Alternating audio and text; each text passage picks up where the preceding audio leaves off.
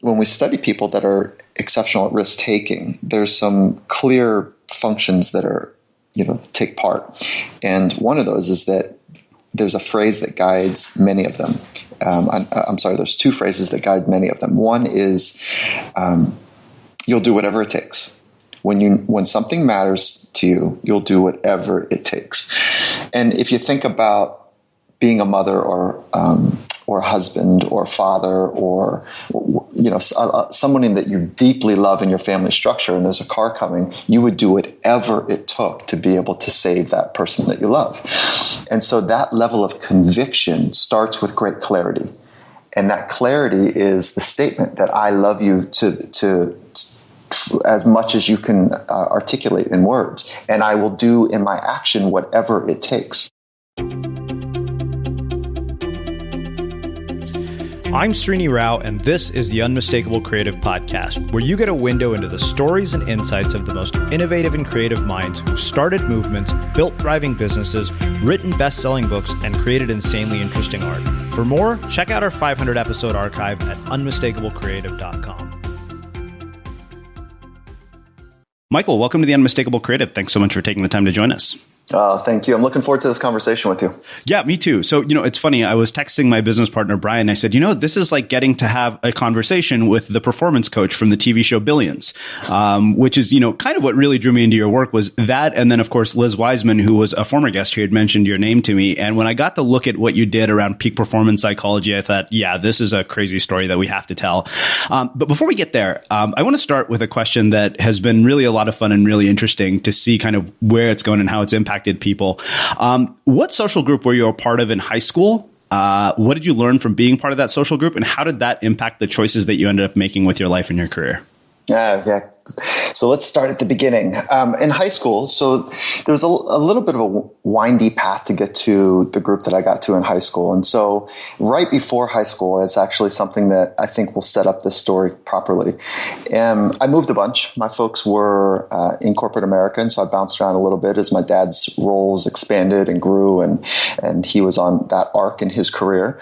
And so I found action sports. And action sports and adventure sports I was drawn to because there was risk involved, there was challenge involved, and there were no traditional coaches. And so I learned much from Mother Nature, and then that working out that little dialogue in my head between hesitation and commitment. And so I found myself in high school attracted to the same types of people. And I grew up in Southern California, so surfing was the group that I spent most of my time with. Interesting. As an avid surfer, I can appreciate that more than you possibly imagine. Perfect. So I have a question about that because, I'm one of those people who started surfing when I was 30 and I was a band geek in high school, like the least imaginable person that would be drawn to action sports of all things. Because as you know, action sports basically involve no traditional coaches, a lot of getting your ass handed to you, especially as a surfer. I'm curious, what do you think it is that enables that kind of switch to happen for somebody later in life? Well, I think, it's a really thoughtful question because as we get older, hopefully we're still growing. And some people, they foreclose on their identity at an early age and they miss the importance of accelerated growth. Mm-hmm. And so, but however, if you have demonstrations of what you just talked about, likely what took place is that your palate changed, your palate for information, your hunger for experience in different avenues to touch different parts of your mind, your body, your soul, whatever it might be. And so it's just a great demonstration of people that are wanting to grow. Do you think that palate change of sorts is something that can be deliberately engineered and brought about in your lives? And if so, how? Yeah, I don't think that it's like that deliberate. I think that, there are, I'm cautious to say there's two types of people, but there are some very noticeable trends for people is that some folks are deeply engaged in wanting to grow. And you can be, when you're around them, you notice because they're all in. and they're hungry to learn. They're applying what they've learned. They're doing something with what they just learned. They're adding it to their scaffolding in a way that is not just taking information to make it work for them, but they're figuring out how it works for their psychological framework. Mm-hmm. And I don't know if you can just make a decision like, I want to be like that. I think, of course, all things in my mind do start with decisions that are kind of that correlate and swim together with our genetic coding, but it's not quite as clean because it goes from decision making to action to habit, to testing that habit in progressively intense environments is kind of the clip that allows people to be able to stand in their own 2 feet and say, this is what I've learned, and not be afraid of what other people think of that journey.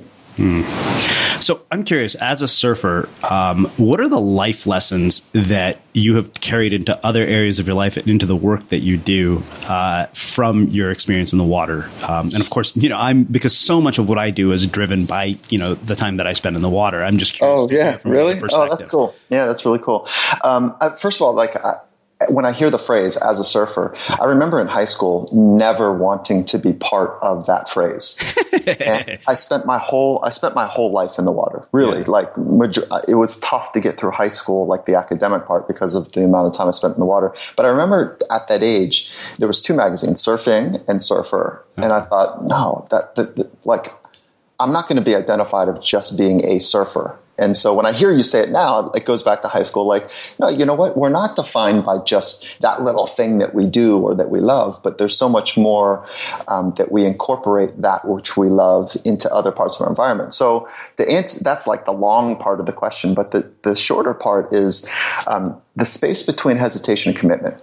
And working out that small little seemingly instantaneous experience that is part of the risk-taking process, and that Mother Nature and progression of skill has taught me much about how the mind works. And then, through my academic career, has been able to sort out all the theories that were related to it and all the bright men and women that have studied that. And then my applied experiences in life have, I've just been able to acid test those thoughts with some of the most exceptional performers in the world. So it's like, I think that's it. It's working out risk and what it means to be able to go for it, and how important our psychological framework and that little dialogue in our head, those are some of the things that I'm just so fortunate to learn from my community and Mother Nature. Okay, so I want to get into your academic career and kind of how it led to where you're at. It's boring. Well, one of the other questions I have, I had a guy named Chris Redlitz here, who's a venture capitalist who teaches prisoners how to code and is starting a tech incubator in San Quentin. And we were talking about immersive experiences. Like, he had spent a year as a ski bum, and he credits that to being one of the most influential experiences of his life in terms of how he built businesses, because he understood at a certain level what true immersion and true commitment actually felt like. And, I'm one of those late bloomer surfers who, spent 6 hours a day for 6 months straight in the water because I was unemployed. And so, I got this very immersive experience that you don't really get to have in adult life. And so I'm curious, one, based on the work that you've done with the people that you've worked with, do you find that these kinds of immersive experiences are necessary for us to achieve peak performance and perform at the highest levels, regardless of what it is we're doing? And if we don't have those immersive experiences, how can we bring the elements that we might learn from an immersive experience into our lives and our work? Oh, yeah, good. So first, I'm not really interested in peak performance. Okay. And because peak means like there's a summit and then there's a decline. And so I see it more like a progression, and hopefully a life progression of figuring out a craft, figuring out our body, and figuring out our mind.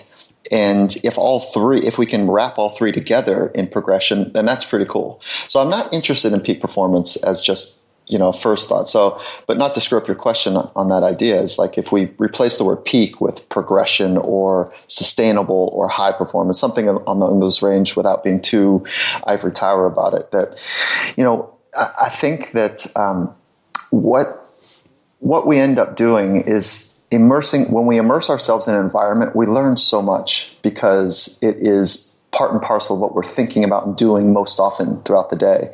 So most people on the world stage are deeply and richly invested in something for an extended period of time every day. And that goes back to some classic research from, early in, I think late in the 1980s about immersion and deliberate practice. And so that idea is hard to escape. If you want to become and pursue, I was going to say become great, but it's really about pursuing your potential. You got to be saturated with that which you care most about. All right. So, like I said, I want to do a deep dive into all of this stuff. But before we get there, walk me through from being a surfer in high school to how you become the person that you are today. Like, what in the world led you down this trajectory? Because it's, being a performance psychologist is usually not one of the options that's put in front of you when you're in school. Yeah. Okay. Very cool. So thanks for teeing that up.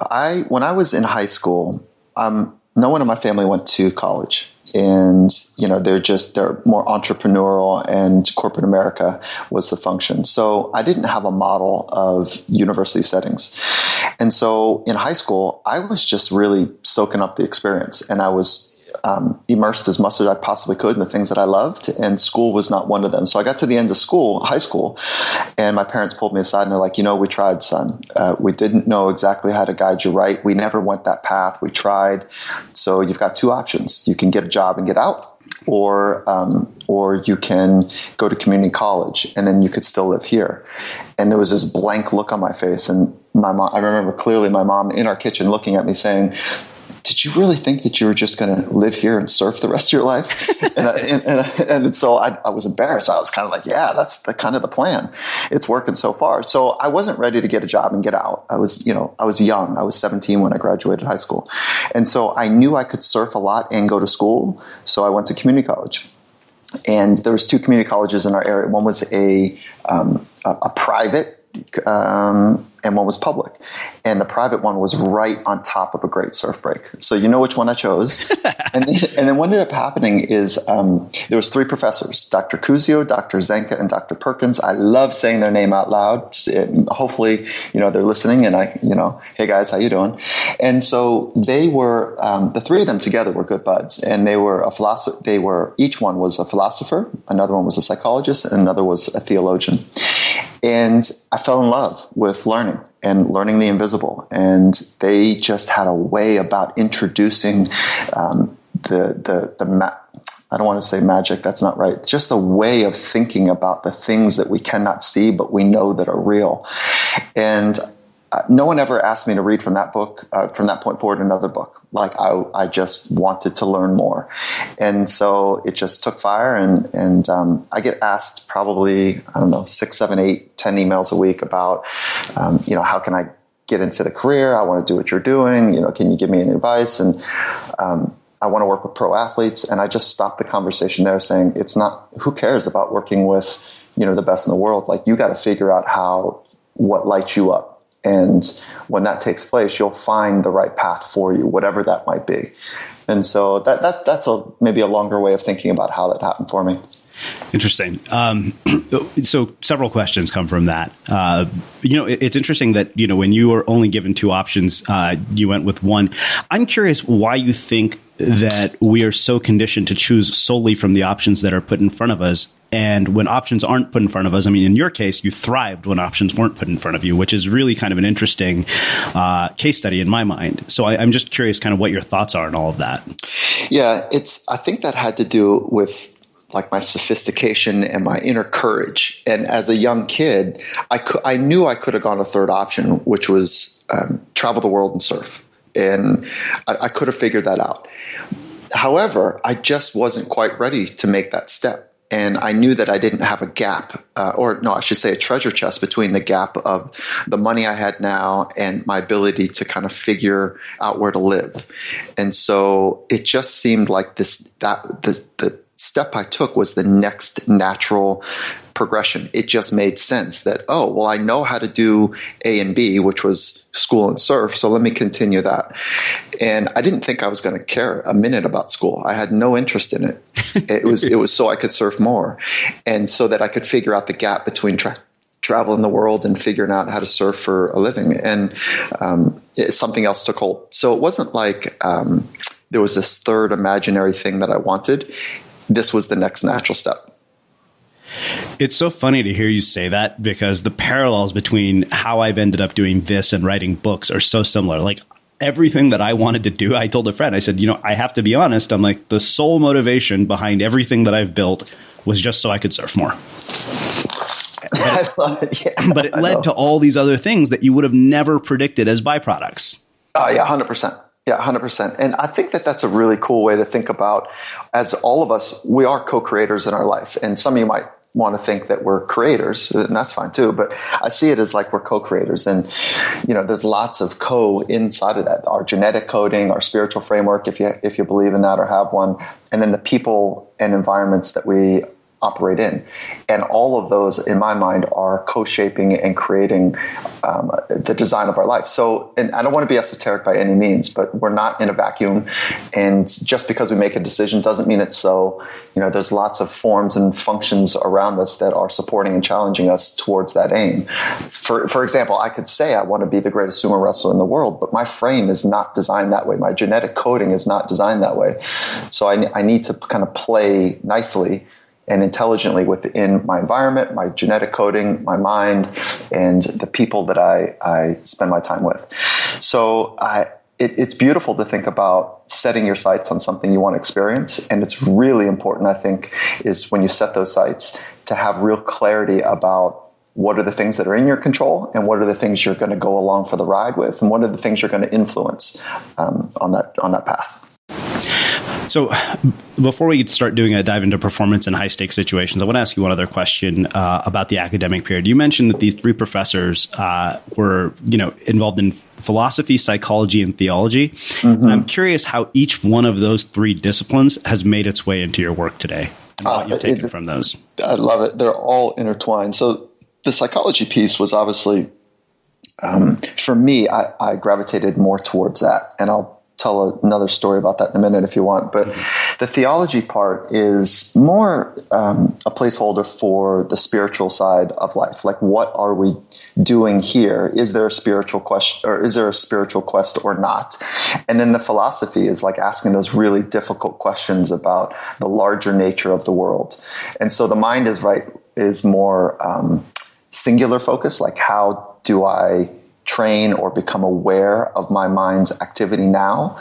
And that's very different to me than cognitive functioning. So cognitive functioning is kind of like that, the closer knit between the brain and the mind. And then the mind is more about, the thoughts that are guiding our decisions or us becoming more aware of our thoughts. And then the brain is more of that neural kind of 3 pounds of silly putty in our brain.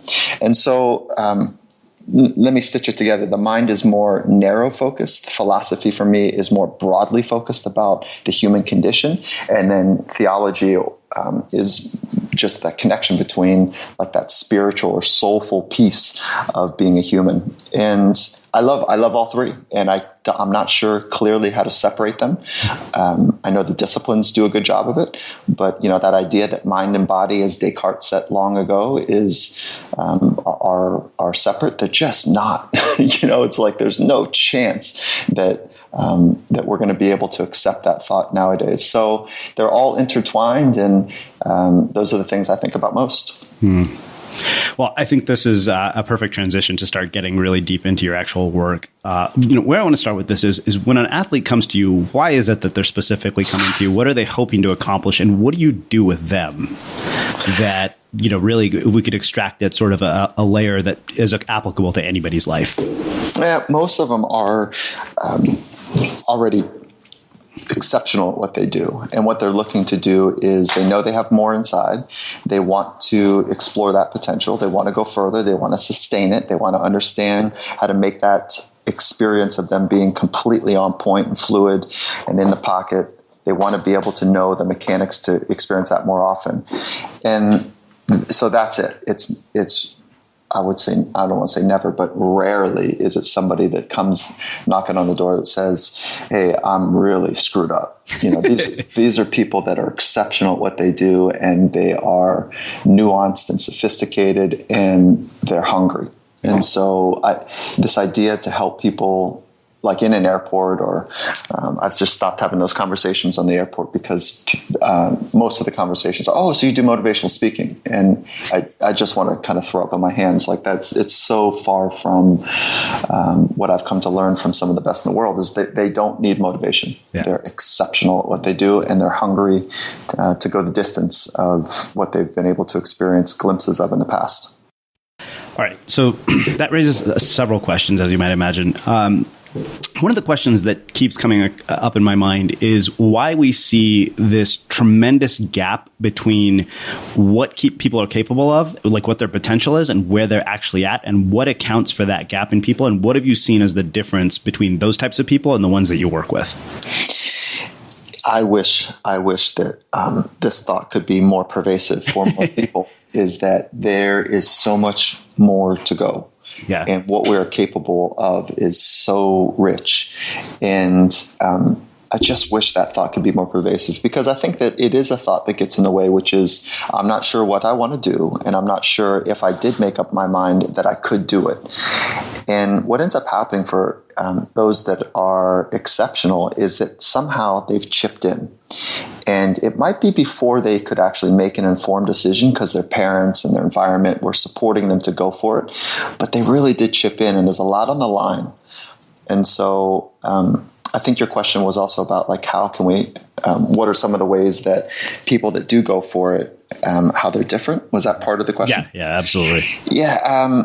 Well, there's definitely, when we study people that are exceptional at risk taking, there's some clear functions that are, take part. And one of those is that there's a phrase that guides many of them. I'm sorry, there's two phrases that guide many of them. One is, you'll do whatever it takes. When something matters to you, you'll do whatever it takes. And if you think about being a mother or a husband or father, or someone that you deeply love in your family structure, and there's a car coming, you would do whatever it took to be able to save that person that you love. And so that level of conviction starts with great clarity. And that clarity is the statement that I love you to as much as you can articulate in words, and I will do in my action whatever it takes. So that doesn't mean that that essence of the love of what I'm just describing now, that I've aligned with clarity my thoughts of what's important, and to do that with the action, that happens at home every day in millions of homes across the world.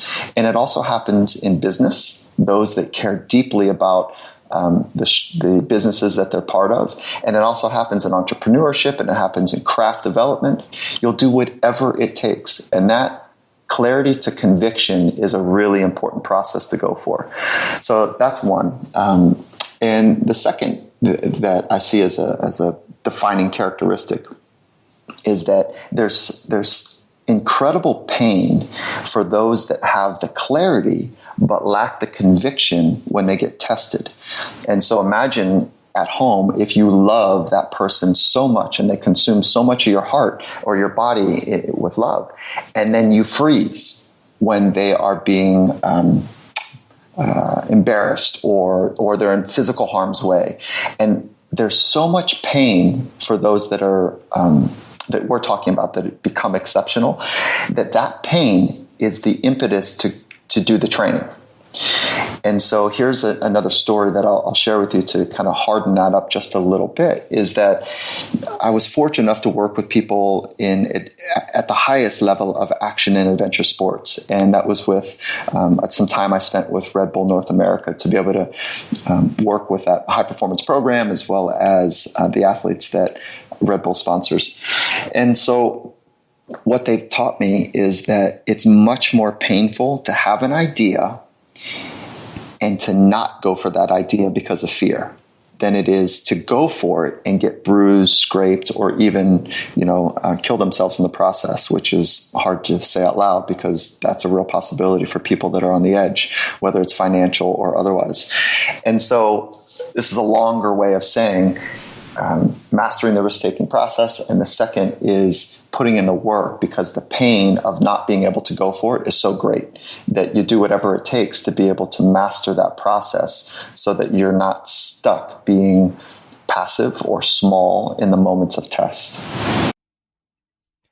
So I don't know about you, but vacuuming is not one of those things that I ever look forward to doing. But as you know, your environment has a huge impact on your creativity. So I still like it to be clean wherever I'm living and working. But now it doesn't have to be something that you deal with. If you're like me and you grew up in the 80s, you probably fantasized about the day when cleaning your house would be like it was for the Jetsons, meaning you don't have to lift a finger. Well, the good news is that we're already kind of living in that future. And the easiest way to make sure your floors are clean every day is with the iRobot Roomba Robot Vacuum. It cleans up after itself. The Clean Base automatic dirt disposal takes convenience to a new level, automatically empties its own bin into an allergen lock bag that holds 60 days of debris and traps 99% of pollen, mold, and dust mites, so you can forget about vacuuming for months at a time. Let the Roomba clean for you instead. It learns your home, finds dirt, and empties itself on its own. It's got powerful cleaning performance made effortless. Remember, if it's not from iRobot, it's not a Roomba. To learn more, go to irobot.com/unmistakable. Wow. So I have a question just based on personal experience. I'm curious, based on your work and kind of the things you've done, what role our mental health and mental wellness, dealing with things like anxiety, depression, like what role does all of that play in all of this? And, in some cases I found that often, you look at entrepreneurial success and, mental anxiety and craziness almost go hand in hand. Well, yes and no. I mean, there's an old saying in high performance, like physical training, or like on the world stage with people that are exceptional in the physical training domain, is that they say that mental health stops, or I'm sorry, not mental, physical health stops where true performance begins. And so I don't think that I agree with that. I haven't seen any research or evidence that would suggest otherwise, meaning that those that are exceptional are mentally unhealthy. Sure. And so I haven't seen that in research. So everything that I will talk about or I'm fascinated by goes through two filters, and neither of them are a bullshit filter. The first is really science. And then the second is, does this stuff play right with people that are already on the world stage and exceptional? And so here's what I would say is that for those to stay the distance and to do difficult things and boring things for an extended period of time because they have a love to figure out their potential and they've tasted the pain of not being able to meet the demands of a test, whatever that test is, spiritually, physically, craft-wise, mentally, whatever it is that there is maybe a little bit more anxiousness, but I wouldn't say it's clinically diagnosed as they have a general anxiety disorder or they have OCD, but there is just a little bit of anxiousness. There is a little bit of OCD, or call it perfectionism, but that becomes, at some point, both of those become traps towards like this undulation to sustaining their potential, because OCD and needing things to be just right to be okay internally is an exhaustive experience. And in that exhaustive experience, if we're constantly trying to control and manage our world in ways that don't make any sense, and people with OCD say it doesn't make any sense to me. Mm-hmm. It's so noisy that it ends up being a cost to investing on the things that we can potentially control 100% of the time. And so that's a lot of what I'm saying right now is that those that are on the path of mastery and those that are truly investing their life efforts to understand the nuances of craft is that they're really clear that mastery is about controlling what's in their control exceptionally well and doing it in varied environments. So I don't think that mental health and sustaining excellence on the world stage are at opposite ends. Sure. Yeah. And I don't think I meant that by saying that. It might have come out that way, but I totally get what you're saying. Yeah. And I think that, like, if we think about, more severe mental illness, that there's, I don't know, like narcissism and there's certainly narcissistic people in every walk of life. But it makes sense that some narcissism would be part of people that like the spotlight on them.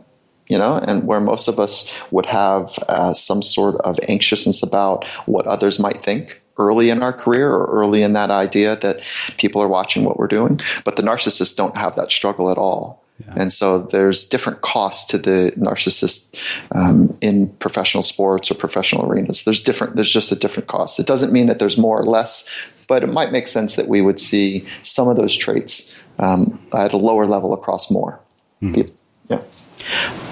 Why do you think that some people experience post-traumatic growth and others experience post-traumatic stress? And have you seen that in the people that you work with? And what have been the patterns there?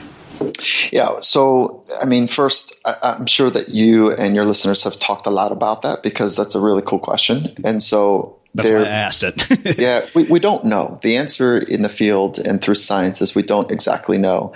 There is a rich investigation around neurotransmitters and genetic predisposition for both of those functions. And what we do know, though, is that much of what will influence people to go down something that's heavy and either they've witnessed something that is life altering or they've experienced something that's life altering, for them to move down the path of growth is that we want to get more connected to the way that they're framing up that experience. And a lot of times the way we frame an experience is based on the reality of our genetic coding. So neuropeptide Y is a neuropeptide that we see people that do exceptional in special in war times when they have high neuropeptide Y, but they take greater risks and they end up dying a bit earlier than those that don't. So it's not a simple answer and it's complicated. We don't know completely, but we do have some sense that when you just pose the option, hey, some people go through heavy experiences and it becomes a PTSD, and some people go through heavy experiences and they end up becoming stronger through it. And then there's a dialogue that would ensue from that to help people shape up, how to see it as a growth opportunity. So how do we do that? One is know that that's an option. Two is build the stuff of resiliency and hardiness, and then be aware of that inner dialogue and our response to unconscious or non-conscious stress, so that we can catch that train of thought or that stress response earlier on the train track than later. Because when we're flooded with neurochemicals and we're flooded with the experience internally, and meaning our body and our thoughts, and it feels overwhelming, it's really hard to adjust and be fluid. But if we can catch it through training our awareness of our body and or our mind earlier on that train, if you will, then it's easier to course correct and adjust. So, those are at least 4 different ways that we think about the difference between the two. So I have a question on resilience. Mainly, I dedicated an entire chapter in my book titled fittingly The Impact Zone to resilience, because this is a question that I've asked a handful of people. I keep wondering whether the resilience that you gain from what I define as impact zone moments can only be gained by going through those experiences. Like, it just seems to me in so many cases that you can't get that without having experienced the thing that you have to go through to get it.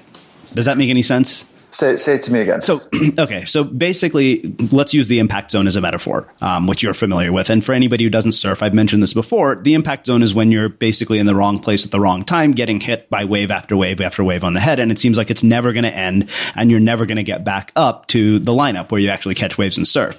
And in our lives, that's when just horrible shit keeps happening to us over and over again. And, I keep, one of the things I said is the only thing in my mind that can prepare you for that is the experience of going through it, so that the next time you're there, you know how to handle it. Mm-hmm. Sure. So okay. Gotcha. I'm curious what your perspective is on all of this. Well, yeah, resiliency is that thing that, is so admirable when we watch it.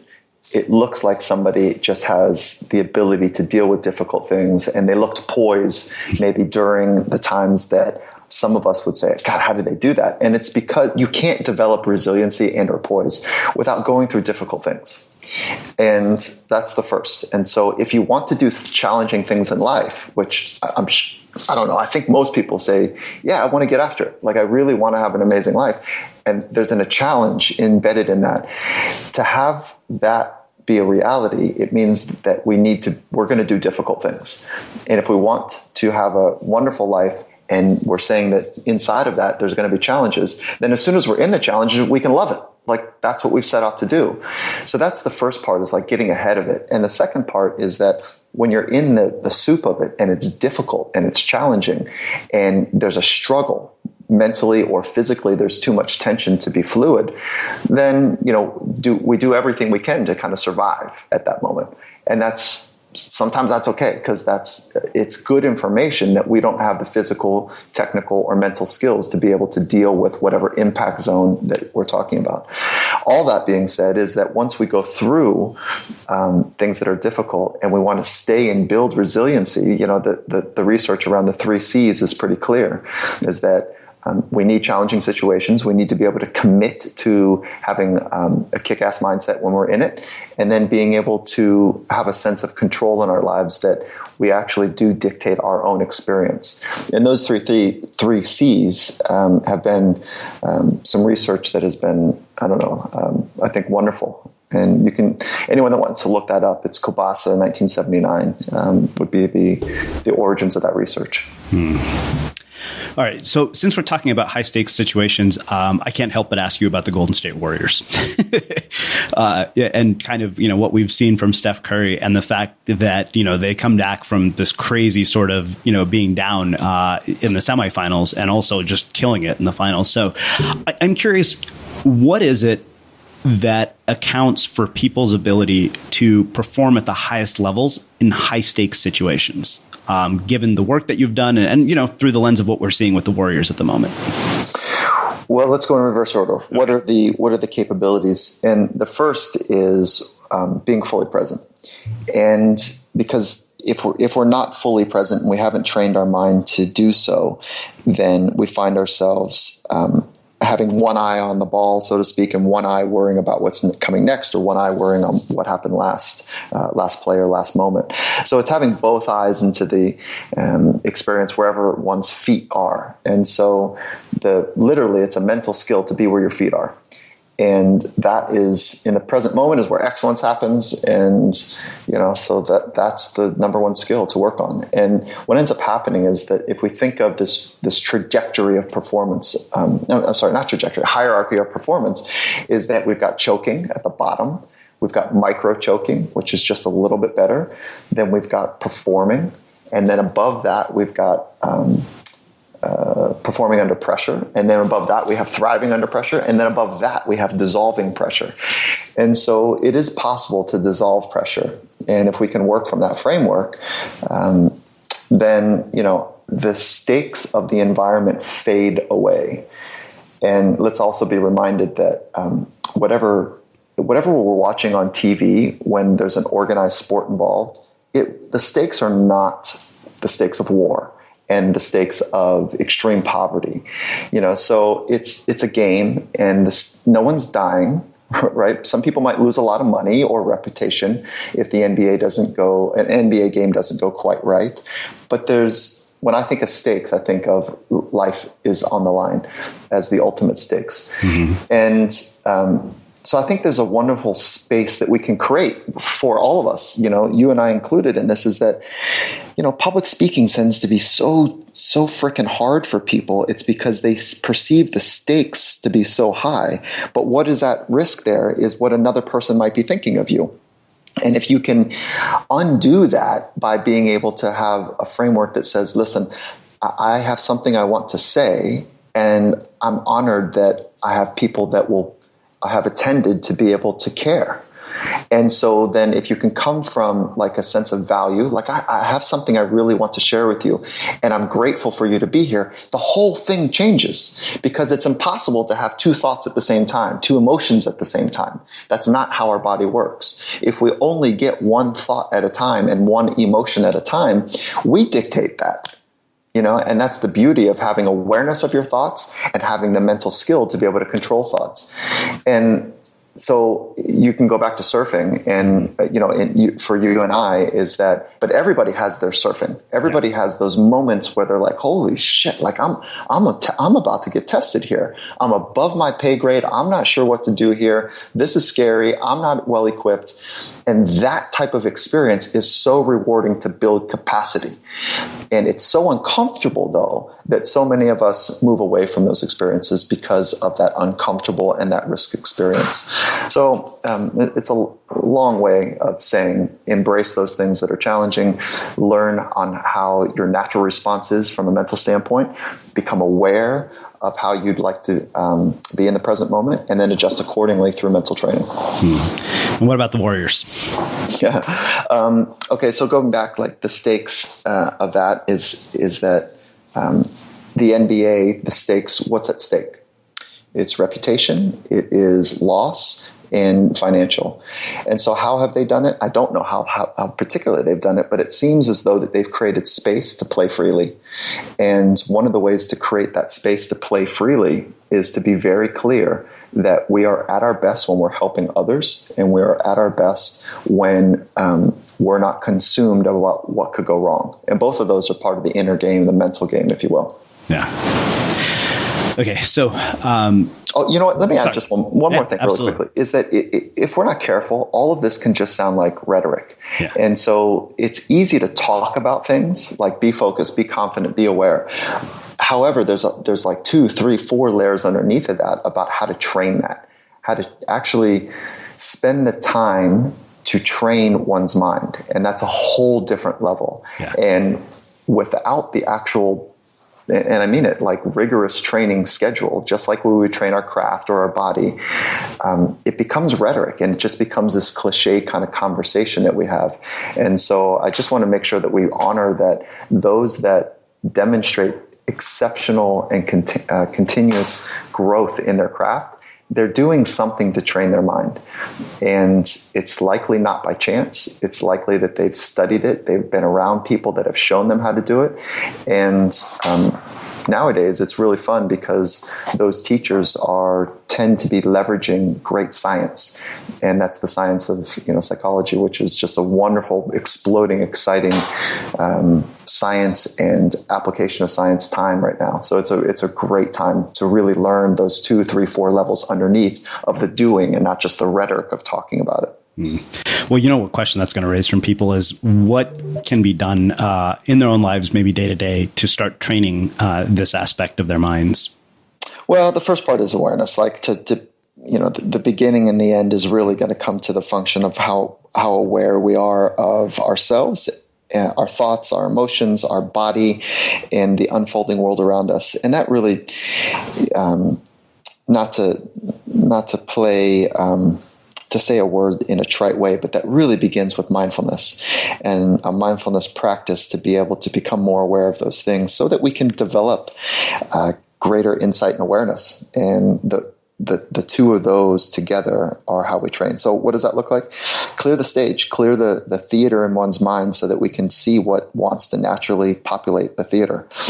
And I don't know a better way to do that than writing and or observing one's thoughts. And so it's one of those two ways that seem to really be a well-tested, both from a scientific and an ancient appreciation for how to become more aware of one's thoughts. So I want to ask you 2 questions that my business partner, Brian, said he wanted to know about since he knew I was talking to you. The first is, how do you balance your training and intuition without getting stuck in either when you're in a high-stakes situation?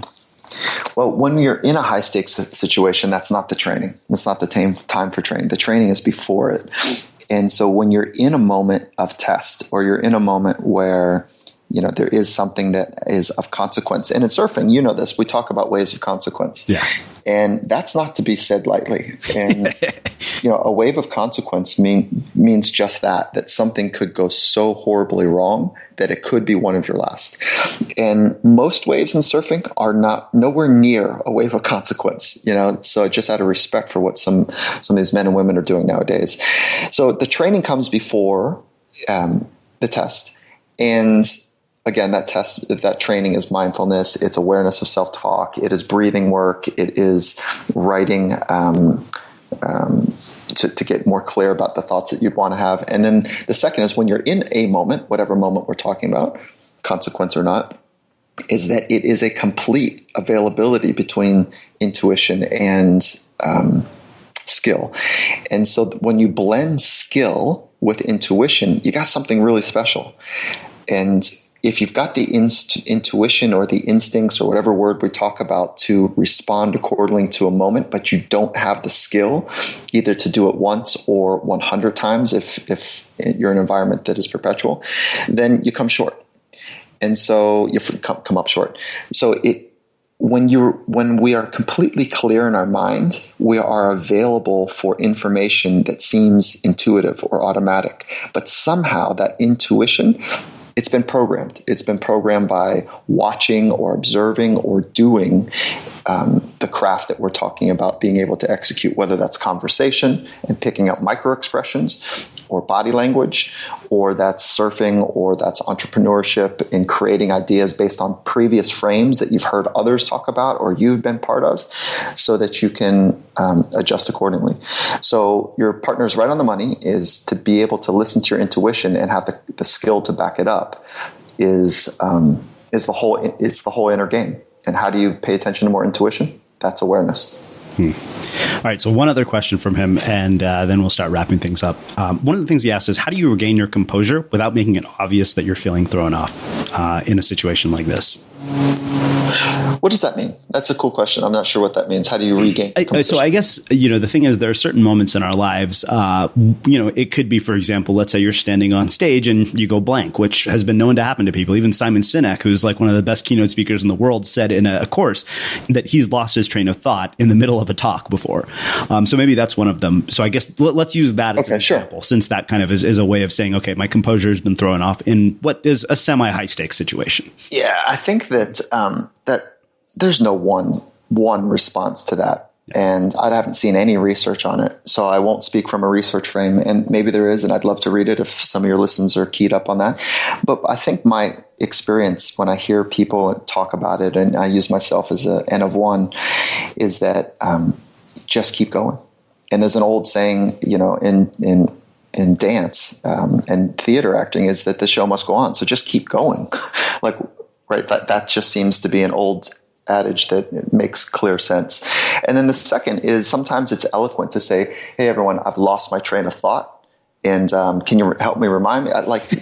Be a human, right? We're not made to be perfect. We're made to be fluid and have eloquence and adjust.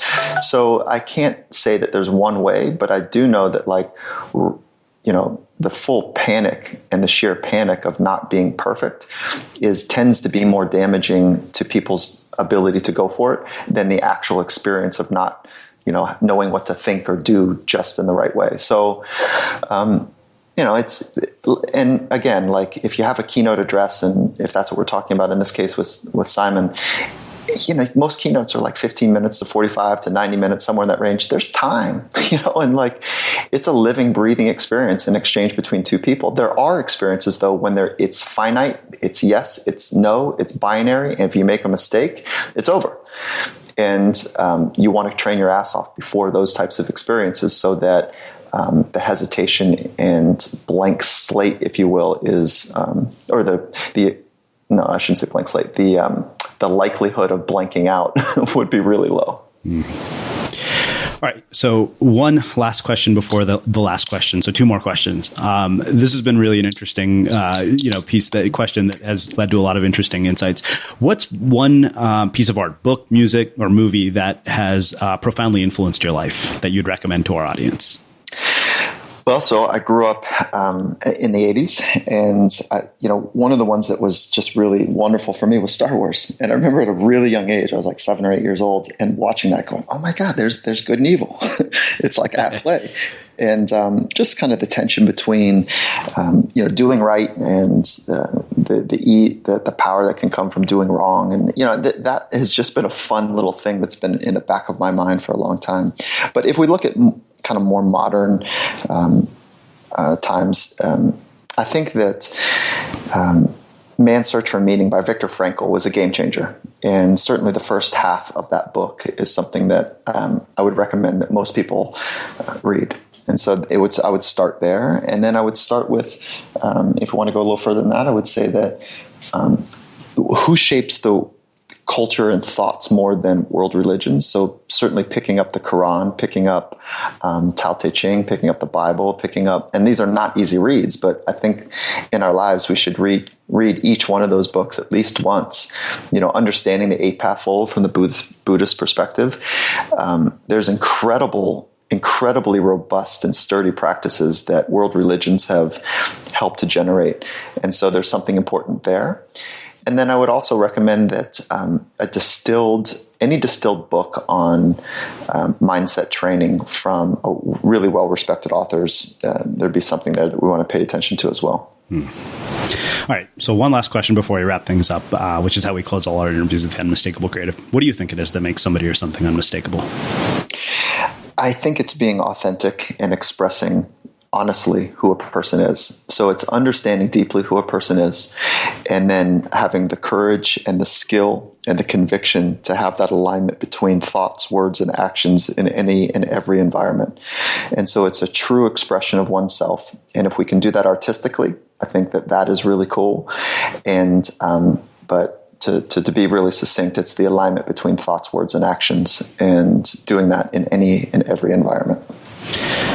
Awesome. Well, this has just been epic. Like, so many cool insights. This is, one of those conversations I know I'm going to probably have to play back 100 times, just packed it with so much value. And I thought we were going to talk more about surfing. Seriously, I didn't know we were going to get into the heavy stuff, but always fun to talk about the heavy stuff. I appreciate the time to have this conversation, and I'd love to talk to you more about what you're doing. Like what you've created as a platform is beautiful. So I enjoy it as well. Thank you. And for everybody listening, we will wrap the show with that. Thank you for listening to this episode of the Unmistakable Creative Podcast. While you were listening, were there any moments you found fascinating, inspiring, instructive, maybe even heartwarming? Can you think of anyone, a friend or a family member who would appreciate this moment? If so, take a second and share today's episode with that one person, because good ideas and messages are meant to be shared.